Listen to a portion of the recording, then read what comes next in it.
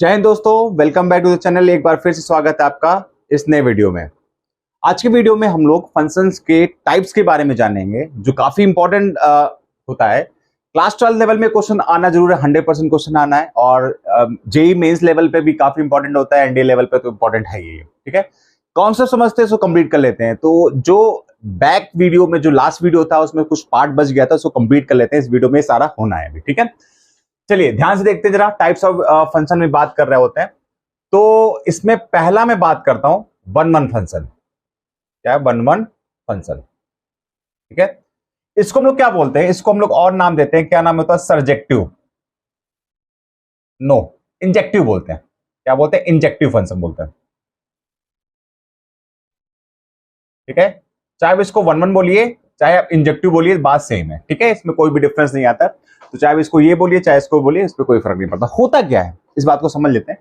ठीक है, देखिए इसको ऐसे एग्जांपल लेके समझते ज्यादा बेटर रहेगा। सपोज करिए एफ ए टू बी आपका फंक्शन डिफाइंड है, और ए आपके पास में ये है, ए आपके पास में ये है, बी ये आपके पास में। ठीक है, ए 1,2,3 लिया, ए बी सी डी मैंने यहां पे लिया। ठीक है, तो वन वन का मीन्स क्या होता है? सपोज करिए ये आपने ऐसे यहां पे इसको करस्पॉन्डेंस किया, यहां पे मिलाया, उसके बाद इमेज बनाया आपने, उसके बाद ये ऐसे चला गया और ये ऐसे चला गया।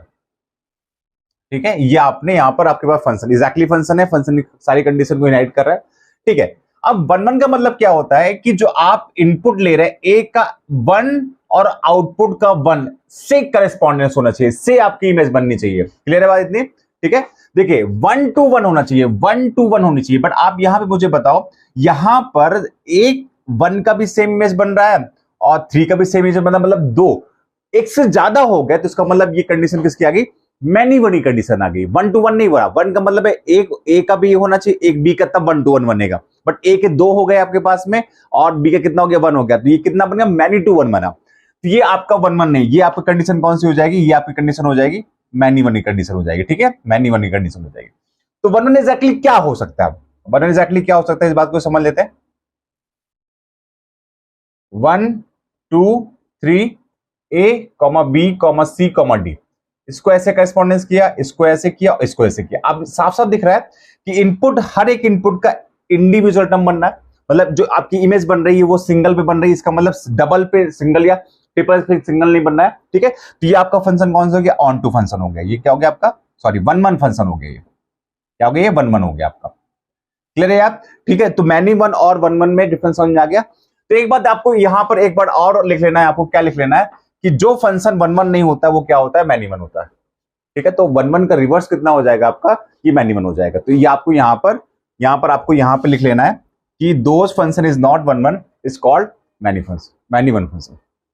जीरो के इतना क्लियर हो गया? ठीक है, चलिए आगे बात कर लेते हैं। अभी आपके सिलेबस के अकॉर्डिंग हमको प्रूफ भी करना पड़ेगा many one function, one one function कैसे प्रूफ करते हैं, कैसे आता है, कैसे इसको समझते हैं हम, और साथ में जो भी है और भी समझते हैं। ठीक है, ध्यान से देखिए जरा। ठीक है, एग्जाम्पल लेते हैं, समझते हैं इसको ध्यान से। चलिए पहला एग्जाम्पल लेते हैं। F X equal to X square, इसको आपको देखना है एफ, और ये डिफाइन कहां पर? एफ आर टू आर पे डिफाइंड है। ठीक है, एफ आर टू आर पे डिफाइंड, इसका मतलब क्या है? आपके पास डोमेन कितना दिया? रियल नंबर दिया हुआ है, और इसका कोडोमेन कितना दिया? आर दिया हुआ है। तो इस पे डिफाइंड है, तो आपको चेक करना है कि ये 1 1 फंक्शन है कि मैनी फंक्शन है। इसका 3 मेथड होता है, 3 मेथड्स होता है। ठीक है, देयर आर 3 मेथड्स। ठीक है, उस 3 मेथड में से आपको एक मेथड तो आपको सीखना ही सीखना है। ठीक है, पहले मैं आपको वो मेथड बता देता हूं जो आपको एक्चुअल में करना है। ठीक है, उसमें क्या करते हैं हम लोग, उसकी जो एल्गोरिथम्स होती है उसको आपको समझना पड़ेगा। इसके लिए क्या करते हैं आप? Late to input x1 and x2 आपको 2 इनपुट लेट करना पड़ता है।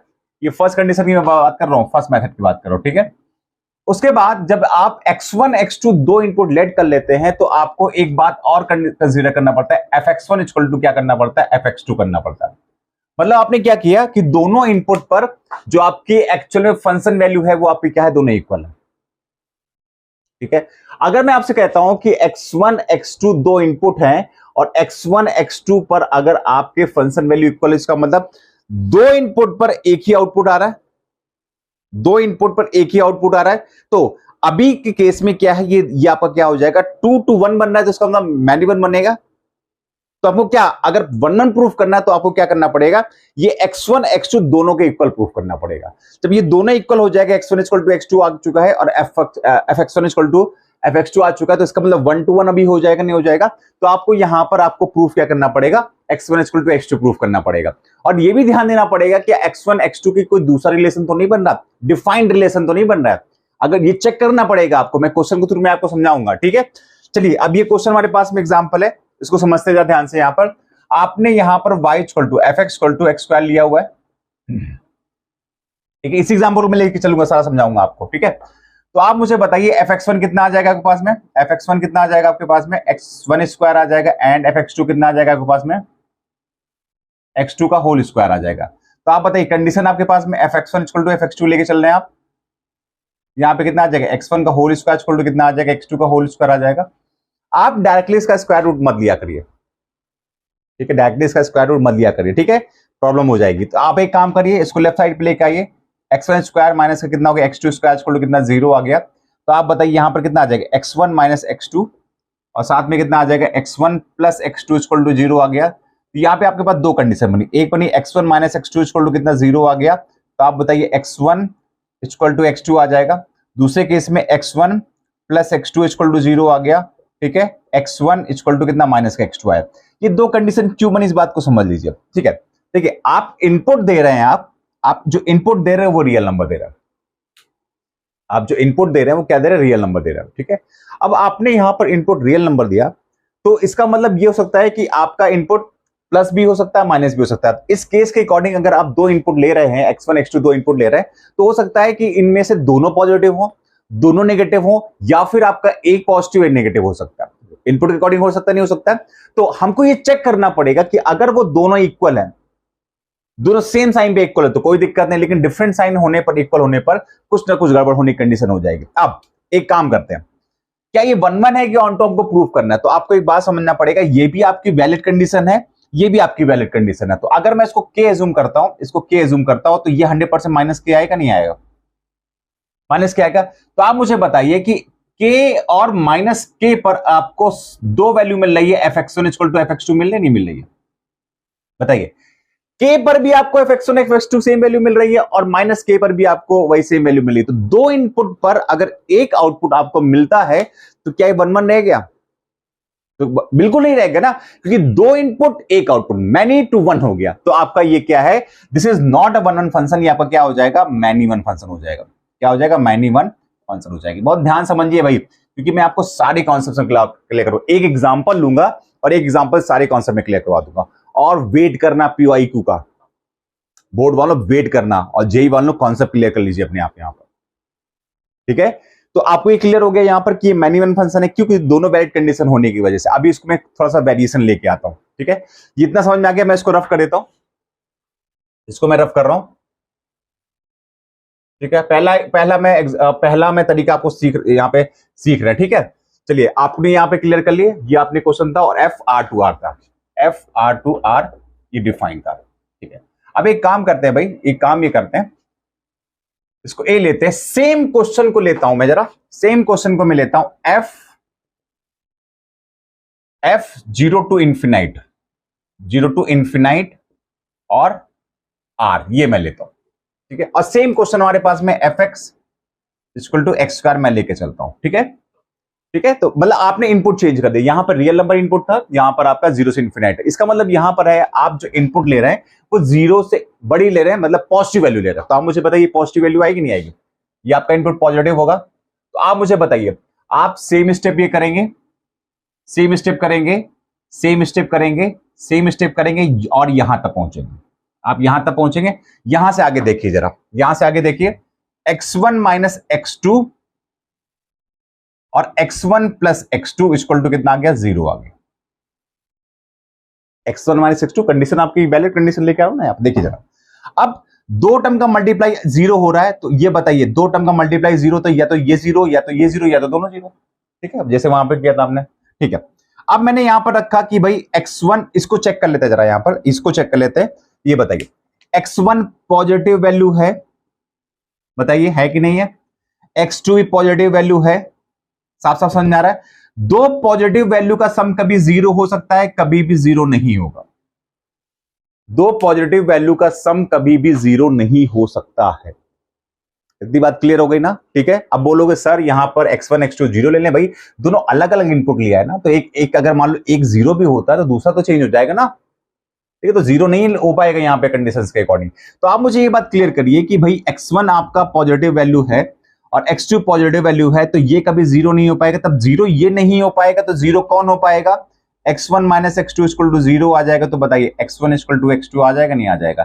तो ये आपकी वैलिड कंडीशन आ गई और आपको प्रूव यही करना होता है कि x1 x2 दोनों ही वैल्यू इक्वल है, तो f x1 equal to x2 आपको कंडीशन मिल गई। इसी के रिस्पेक्ट में अगर मान लो इसको k मान लेता हूं, तो आप मुझे बताइए f x1 इक्वल टू कितना आ जाएगा? f x2 आ गया, नहीं आ गया? ठीक है। ये सपोज करो आपने f k ले लिया, तो इसका मतलब एक k पर आपको f k वैल्यू मिल ले। इसका मतलब अगर आप k की वैल्यू 1 पुट करेंगे तो f1 आएगा, 2 पुट करेंगे तो f2 आएगा, 3। इसका मतलब वैल्यू आपको अलग अलग मिलती चली जाएगी, ठीक है। वैल्यू आपको क्या होगा? अलग अलग मिलती चली जाएगी यहां पर। तो दोनों में डिफरेंस समझ में आया? क्वेश्चन एक होने पर क्वेश्चन fx एक है, लेकिन जैसे ही आपने उसका इनपुट चेंज किया क्वेश्चन बदल गया। एक में आपका 1 1 है, एक में आपका 1 1 नहीं है। तो ये एग्जैक्टली क्या हो गया? 1 1 फंक्शन हो गया, नहीं हो गया? ये आपका 1 1 फंक्शन हो गया, नहीं हो गया? ठीक है, हो गया, नहीं हो गया? ठीक है। तो ये आपको दोनों का डिफरेंस समझ में आ गया कि 1 1 क्या हो गया और आपका ये मैनी 1 कैसे हो गया, समझ में आ गया इसी तरीके से। ठीक है भाई, चलिए अब इसका दूसरा मेथड देख लेते हैं। दूसरा मेथड देख सीख लीजिए भाई, सीखना बहुत जरूरी है। सेम क्वेश्चन पे लेके चल रहे हैं हम लोग, ठीक है। सीखना बहुत जरूरी है, तो इसलिए ध्यान से देख लो भाई, जरूरी होता है हमारे पास में। ठीक है, ठीक है। दूसरा मेथड इसमें क्या है, ध्यान से देखिए। दूसरा मेथड क्या हमारे पास में, देखिए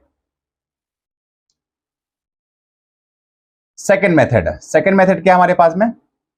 आप draw the curve, draw the graph. आपने ग्राफ को ड्रॉ किया तो y equal to F X equal to X square graph ये बनता है। इस वाले कंडीशंस पे ग्राफ आपका ये बना, ठीक है, ये ग्राफ बना। अब अगर आप parallel to the X axis एक लाइन ड्रॉ करते हैं, आप parallel to the X axis आप एक लाइन ड्रॉ करते हैं, ठीक है, साफ साफ दिख रहा है कि parallel to the draw a line parallel to X axis, ठीक है। और पैरेलल टू एक्स एक्सिस में एक लाइन ड्रॉ करने के बाद वो लाइन अगर कर्व को दो जगह कट कर दे, दो या दो से ज्यादा कट कर देगा, तो 100% वो क्या हो जाएगा? वो मैनी 1 हो जाएगा, वो 1 1 नहीं रहेगा। क्यों?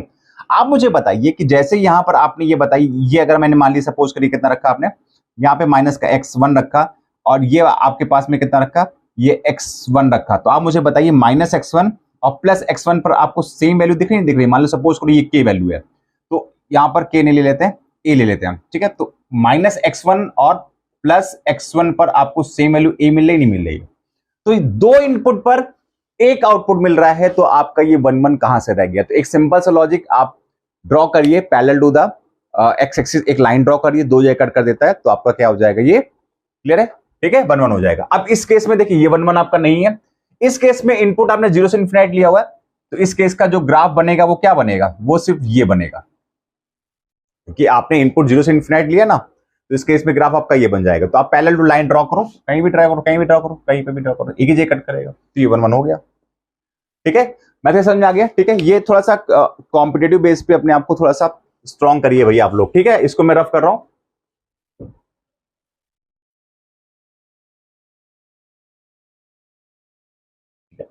तीसरा हमारे पास में क्या मेथड है? तीसरा मेथड हमारे पास में क्या है, देखिए ध्यान से। तीसरा मेथड क्या होता है? प्रूव फंक्शन इज इंक्रीजिंग और डिक्रीजिंग ऑन गिवन डोमेन। जो गिवन डोमेन पर अगर आपने फंक्शन को इंक्रीजिंग प्रूव कर दिया या डिक्रीजिंग प्रूव कर दिया, तो वो भी क्या हो जाएगा? 1 1 हो जाएगा। अगर कहीं फंक्शन 1 1 है तो वो क्या है? या तो इंक्रीज होता चला जाएगा या तो डिक्रीज होता चला जाएगा। ऐसा नहीं होगा कि पहले इंक्रीज किया फिर डिक्रीज किया फिर इंक्रीज, ऐसा हो ही नहीं सकता। 1 1 फंक्शन साथ कभी भी ऐसा नहीं होगा। तो कोई भी फंक्शन जो हमेशा इंक्रीज हो रहा है, जो हमेशा इंक्रीज हो रहा है, जो हमेशा इंक्रीज हो रहा है, ठीक है, हमेशा इंक्रीज हो रहा है, कुछ भी लिख लो आप, कुछ भी बना दो यहाँ पे, इंक्रीज हो रहा है, क्या आप बना लो डिक्रीज हो रहा है, ठीक है, कुछ भी बना लो, या तो हमेशा इंक्रीजिंग हो या तो डिक्रीजिंग हो, तो वो फंक्शन ऑलवेज क्या हो जाएगा आपका, इंक्रीजिंग हो जाएगा। ये 3 मेथड है आपको 1-1 प्रूफ करने के। तो पहला वाला जो मेथड था वो आपको सीखना है, वो आपके बोर्ड के लेवल पे इंपॉर्टेंट है, वो मैंने आपको अच्छी तरह समझा दिया, ठीक है। क्वेश्चन भी देख लेते हैं, लेकिन उसके पहले एक कंडीशन देख लेते हैं क्या, ऑन टू फंक्शन की, उसके बाद फिर आते हैं हम लोग एग्जैक्टली आते हैं क्या है।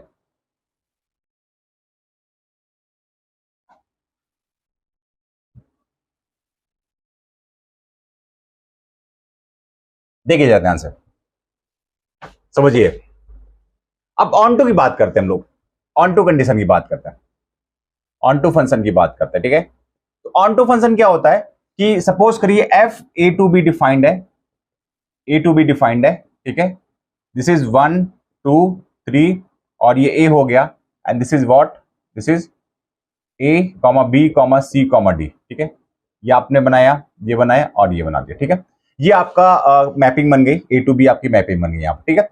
तो ऑन टू फंक्शन क्या होता है, ऑन टू फंक्शन का मतलब ये होता है कि सपोज करिए y equal to F X आपने यहां पर रखा हुआ है, तो ये जो को डोमेन की जो वैल्यू है, को डोमेन की जो वैल्यू है, इसका मतलब अगर ऑन टू आपको चेक करना, प्रूफ करना है, तो रेंज इक्वल टू आपको को डोमेन के बराबर उसको प्रूफ करना पड़ेगा। अगर ये कंडीशन आपको फॉलो कर जाती है, ये कंडीशन फॉलो कर जाती है, तो फंक्शन क्या हो जाता है आपका, ऑन टू हो जाता है। इसका मतलब ये हुआ कि जो बी वाला एलिमेंट का कोई भी एलिमेंट स्किप नहीं होना चाहिए। तो क्या ये आपका ऑन टू फंक्शन है, ठीक है। और इसका एक नाम और भी है, सजेक्टिव फंक्शन बोलते हैं।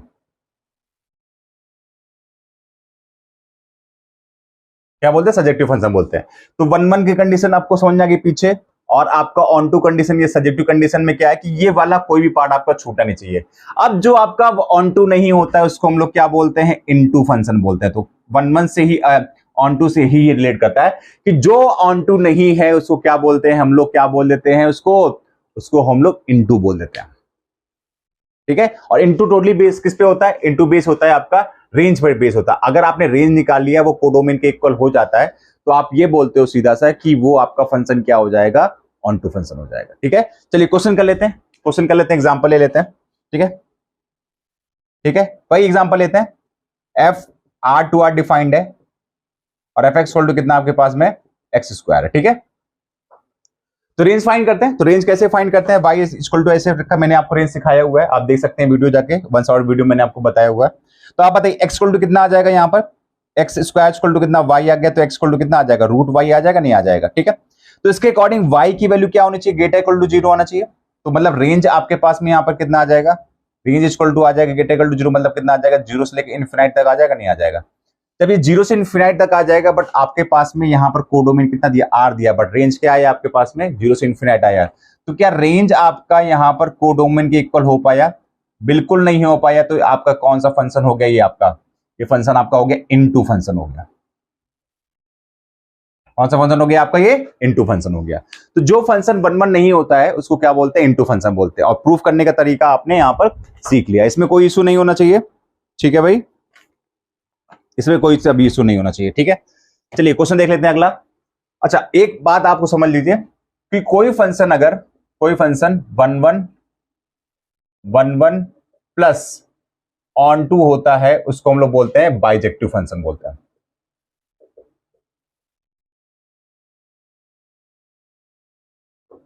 उसे क्या बोलते हैं, बाइजेक्टिव फंक्शन बोलते हैं। जो 1-1 ऑन टू फंक्शन दोनों कंबाइंड होता है उसको हम क्या बोलते हैं, बाइजेक्टिव फंक्शन बोलते हैं, ठीक है। तो ये बात आपको पता होना चाहिए, ठीक है। चलिए एक दो क्वेश्चन कर लेते हैं और आज वीडियो इतनी रखते हैं क्योंकि तबियत नहीं सही है, ओके। देखो कोई भी काम अगर करना है तो उसमें आपको 100% देना चाहिए, बिल्कुल सही बात है, ठीक है। मैं अभी 100% इसलिए दे रहा हूं अपना यहाँ पर क्योंकि मैं वीडियो नहीं स्किप करना चाहता। आज वो एनर्जी नहीं है, ठीक है, जो एनर्जी होनी चाहिए, बट मैं बहुत कोशिश करूंगा कि भाई ये सिर्फ चीजें ना है, ठीक है। एक्सक्यूज हो जाता है ना, फिर एक्सक्यूज को नहीं देना। चलिए क्वेश्चन लेते हैं जरा, ठीक है। एफ आर टू आर और F X equal to 3-4x, आपको चेक करना है कि ये बाइजेक्टिव है कि नहीं बाइजेक्टिव, ठीक है। Check for bijective function, check for bijective function, ठीक है। तो देखिए ध्यान से जरा, अब आप पहले क्या 1-1 चेक करेंगे, आप 1-1 फंक्शन चेक करेंगे। चेक करने का वही तो होता है तरीका, क्या करते हैं, late x1 and x2 to inputs, ठीक है। उसके बाद क्या करते हैं आप, fx1 इक्वल टू fx2 करते हैं, नहीं करते हैं? तो आप मुझे बताइए fx1 आपके पास में कितना आ जाएगा, 3 माइनस 4x1 इक्वल टू कितना आ जाएगा, 3 माइनस 4x2 आ जाएगा, नहीं आ जाएगा? ये कैंसिल आउट हो गया, माइनस से माइनस कैंसिल आउट हो जाएगा, तो 4x1 इक्वल टू कितना आ गया, 4x2 आ गया, कैंसिल आउट हो गया, तो x1 इक्वल टू कितना, x2 आ गया, नहीं आ गया? तो आप मुझे बताइए x1 इक्वल टू x2 आ गया, तो ये आपका क्या 1 1 हो गया, नहीं हो गया? बताइए 1 1 फंक्शन हो गया, नहीं होगा? बिल्कुल एग्जैक्टली आपको ऐसे प्रूव करना है इसको, ठीक है। चलिए ऑन टू की बात करते हैं जरा हम लोग, ऑन टू फंक्शन की बात करते हैं। तो यहां पर आपने क्या, ऑन टू फंक्शन कैसे प्रूव करते हैं हम लोग, y इक्वल टू कितना आ गया, 3 माइनस 4x आ गया आपके पास में। तो आप ऑन टू कैसे रेंज निकाल ली, रेंज निकालना है आपको, आप देख लीजिए वीडियो, मैंने बहुत अच्छा समझाया उसको, ठीक है। यहाँ पे कितना आ जाएगा, 4x इक्वल टू आ जाएगा 3 माइनस वाई, तो x इक्वल टू कितना आ जाएगा, 3 माइनस वाई अपॉन कितना आ जाएगा, 4 आ जाएगा, ठीक है। आप इनपुट क्या दे रहे हैं, रियल नंबर दे रहे हैं, तो उस इनपुट रियल नंबर के अकॉर्डिंग आपका x कुछ भी पुट करो y आना चाहिए। तो आप मुझे चेक करिए कि यहाँ पे y की वैल्यू क्या नहीं हो सकती है, इसे रेंज निकालते हैं तो y की वैल्यू क्या पॉसिबिलिटी होने की यहां पर नहीं है। तो ऐसी कोई वैल्यू नहीं है कि y आपका 9, x तो इनपुट रियल नंबर ले रहा है, तो इसका मतलब y की जो पॉसिबिलिटी है वो अनडिफाइंड ही कहीं बन रही है। तो आप मुझे बताइए यहां पर रेंज आपके पास में कितना आ जाएगा, रेंज आपके पास में r आ जाएगा, नहीं आ जाएगा? जब रेंज आ जाएगा तो ये बताइए कौन सा फंक्शन हो गया आपका, ऑन टू फंक्शन हो गया, नहीं हो गया? जब 1 1 और ऑन टू, 1 1 भी हो गया, ऑन टू भी हो गया, तो ये फंक्शन कौन सा आपका हो गया, बाइजेक्टिव फंक्शन हो गया, नहीं हो गया? क्लियर है बात, समझ आ गई बात, ठीक है। चलिए एक क्वेश्चन और कर लेते हैं, एक क्वेश्चन और कर लेते हैं।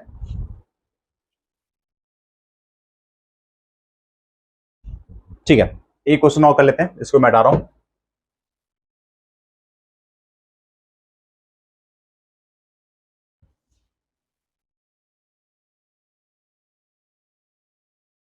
क्या क्वेश्चन है हमारे पास में, एफ डिफाइंड है, एफ डिफाइंड है यहां पर r-2 से r-1 पे डिफाइंड है, और एफ एक्स इक्वल टू कितना गिवन है, x-1 अपॉन x-2 गिवन है यहां पर, ठीक है। तो आपको चेक करना है, check for bijective function, check for bijective function, ठीक है, क्लियर है।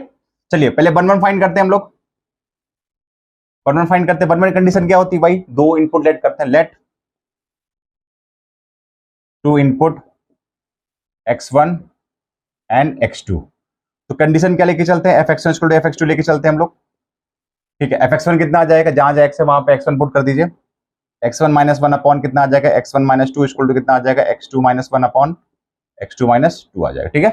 क्रॉस मल्टीप्लाई करते हैं, ठीक है, क्रॉस मल्टीप्लाई किया मैंने, तो इसका मल्टीप्लाई इसमें करेंगे, कितना आ जाएगा, x1 x2 माइनस का x2, और कितना आ जाएगा, माइनस का 2x1, ठीक है, और यहाँ पे कितना आ जाएगा, प्लस का 2 इक्वल टू कितना आ जाएगा, x1 x2 माइनस का 2x2 माइनस का x1 और प्लस का कितना आ जाएगा 2, 2 से 2 कैंसिल आउट हो जाएगा, x1 x2 से x1 x2 कैंसिल आउट हो जाएगा, ठीक है। x1 एक तरफ रखते हैं, x2 एक तरफ रखते हैं, ठीक है। तो x1 यहां पर है माइनस का, और यहां पर कितना है, माइनस का 2x2 है, इधर लेके आते हैं तो कितना, और x यहां पर क्या करते हैं, हाँ यहां पर x2 है, और यहां पर कितना आपके पास है, माइनस का 2x2, इधर इसको इधर लेके आते हैं, तो माइनस का x2 प्लस का 2x1 इक्वल टू कितना आ जाएगा, यहां पर 2x1 माइनस का x1, तो x यहां पे सॉरी x2 था, तो x2 इक्वल टू कितना आ जाएगा, x1 आ जाएगा, नहीं आ जाएगा, ठीक है। तो आपकी वैलिड कंडीशन मिल गई, x1 इक्वल टू x2 की आपकी वैलिड कंडीशन मिल गई, नहीं मिल गई? जब वैलिड कंडीशन आपको मिल गई तो ये फंक्शन क्या हो गया, ये फंक्शन आपका क्या हो गया, 1 1 हो गया, क्लियर हो गई बात, ठीक है। दूसरे केस में आते हैं, ऑन टू में आते हैं हम लोग। ऑन टू मैंने आपको बताया हुआ है, ऑन टू क्या होता है, ऑन टू का मतलब होता है आपका ये कंडीशन, ये आपका रेंज निकाल लो, ये रेंज के इक्वल हो गया है आपका, r-1 के इक्वल हो गया, तो फंक्शन ऑन टू भी हो जाएगा, ठीक है। चलिए निकालते हैं, फाइव इक्वल टू कितना आपके पास में, x-1 अपॉन x-2, ये निकालना बहुत अच्छी तरह समझाया आपको। चलिए मल्टीप्लाई करते हैं, कितना आ गया आपके पास में, xy माइनस का 2y इक्वल टू कितना आ गया, x-1, इसको इधर लेके आते हैं, xy minus x equal to कितना आ जाएगा, 2y माइनस 1, x कॉमन ले लिया, y minus 1 equal to 2y minus 1 आ जाएगा, x इक्वल टू कितना आ जाएगा, 2y माइनस 1 अपॉन कितना आ जाएगा, y माइनस 1 आ गया, क्लियर है इतना, ठीक है। बताइए जरा x इनपुट क्या है आपके पास में r माइनस टू के अलावा बाकी सारी तो इनपुट ले सकते हो ना आप। तो आप टू को ड्रॉप कर दो, उसके बाद आप मुझे ये बताइए जरा, टू को ड्रॉप कर दो, आप मुझे ये बताइए क्या y की वैल्यू आपकी 1 नहीं हो सकती ना। तो आप मुझे बताइए यहां पर आपके पास में रेंज कितना आ जाएगा, रेंज इक्वल टू आ जाएगा आपके पास में r माइनस 1 आएगा नहीं आएगा, क्योंकि 1 के अलावा आप कोई भी वैल्यू ले सकते हैं, y की कोई भी वैल्यू आ सकती है। x रियल नंबर पुट करने पर सिर्फ y इक्वल टू 1 नहीं आ सकता, इसके अलावा सारी वैल्यू आ सकती है। तो आप अच्छा यहां 1 पुट भी करेंगे तो x minus two equal to x minus x से कैंसिल आउट हो जाएगा, तो -1 इक्वल टू -2 कैसे आ सकता है, नहीं आ सकता ना। क्लियर है बात इतना। तो आपको ये समझिए ध्यान से जरा कि ये आपका रेंज आपके पास में r माइनस 1 आ गया। तो आपका ये कौन सा केस बन गया, बाइजेक्टिव फंक्शन का केस बन गया, जहां पर 1 1 ऑन टू ये दोनों है, ठीक है, क्योंकि ये ऑन टू आपका हो चुका है। क्लियर बात, ठीक है, इतना ही रखते हैं, यहां से आपका कंप्लीट हो गया, ठीक है। चलिए अब हम लोग मिलते हैं नेक्स्ट सीरीज में मिलेंगे, जो अब स्टार्ट होने वाली है, जो मैंने आपको लास्ट वीडियो में बताया था उसके अकॉर्डिंग ये बिल्कुल स्टार्ट होगा, ठीक है। मिलते हैं नेक्स्ट वीडियो में। वीडियो अच्छी लगी हो तो वीडियो को लाइक करिएगा, चैनल सब्सक्राइब करिएगा। मिलते हैं नेक्स्ट वीडियो में, टिल देन बाय बाय।